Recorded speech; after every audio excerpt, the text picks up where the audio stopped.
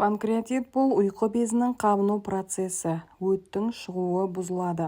Панкреатит кезінде қандай диетаны ұстану керек? Бұл туралы осы видеода айтатын боламын. Видеоны соңына дейін көріңіз. Жыл сайын бұл аурудың түрі көбірек адамдарға диагноз болып қойылуда. Патология тіпті жасөспірімдерде де кездеседі. Панкреатиттің дамуына алкогольді ішімдік ішуден, артық салмақтан өт тас ауруына дейін дамудың көптеген себептері бар.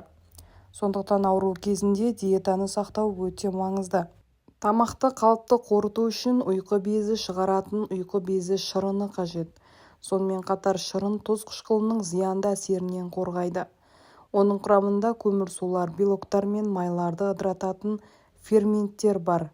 Егер бұл орын алмаса, онда алынған тағамның көп бөлігі денеге ешқандай пайда әкелмейді. Шырынның құрамында 4 фермент бар. Олар 3 кезеңде ерекшеленеді. Олардың активтенуі тамақтанғаннан кейін алғашқы 30-60 минутта. Содан кейін белсенділіктің біртіндеп төмендеуі байқалады және 3-4 сағаттан кейін бәрі бастапқы деңгейге оралады. Егер ұйқы безімен проблемалар болатын болса, онда ферменттердің активтенуі өте ерте жүреді. Нәтижесінде қабыну процесі немесе панкреатит басталады. Панкреатит гипохондриядағы ауырсынумен қатар жүреді. Бұл тамақ ішкеннен кейін басталады. Бұл әлсіздік, қыжылдау, жүрек айну, тіпті нәжістің бұзылуымен бірге жүруі мүмкін. Алғашқы қадам, егер шабуыл басталған болса, сіз қайсыларын білсеңіз, спазмолитикалық дәрі-дәрмектерді қабылдау керек. Егер шабуыл қатты болса, онда дәрігерлерді шақырған дұрыс.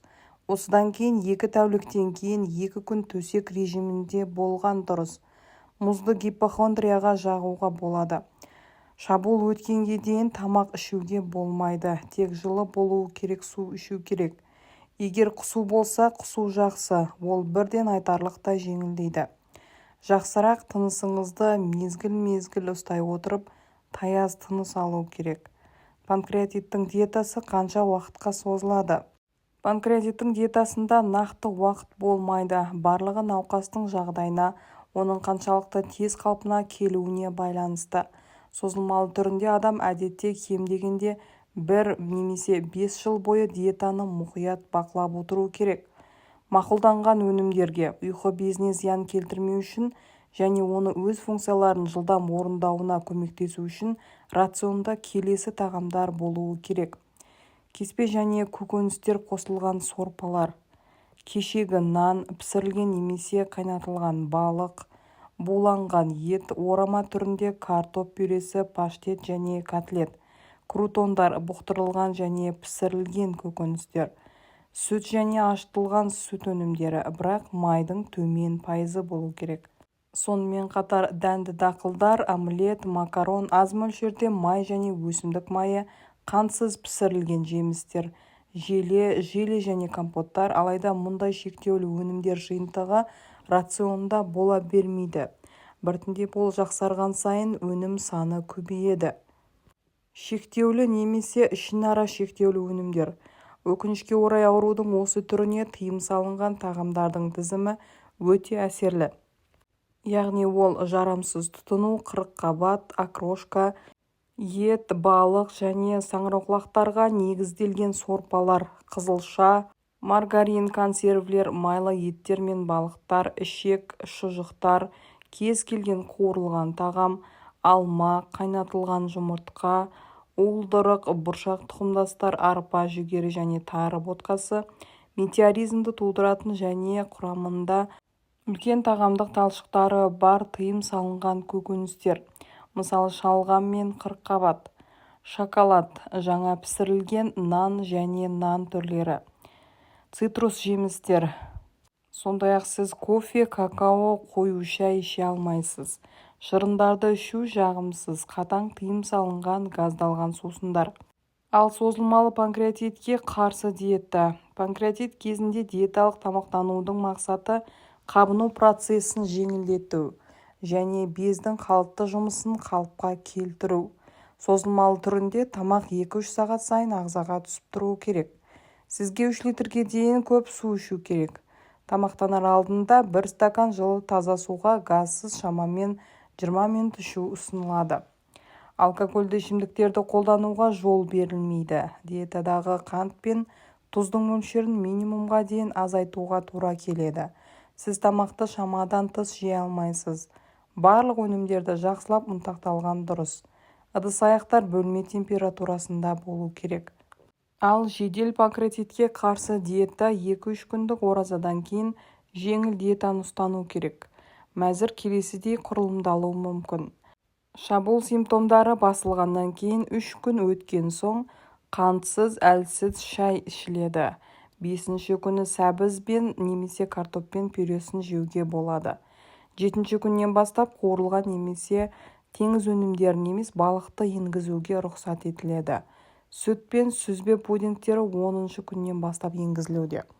7-10-ші тәуліктен бастап жеңіл сорпалар мен сиыр етін тұтынуға болады.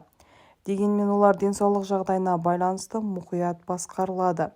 Егер оларды қолданғаннан кейін жағымсыз белгілер пайда болса, онда олар бірден диетадан алып тасталынады. Көптеген дәрігерлер сұлы майынан 3 немесе 4 күннен кейін бастап желе ішуге кеңес береді.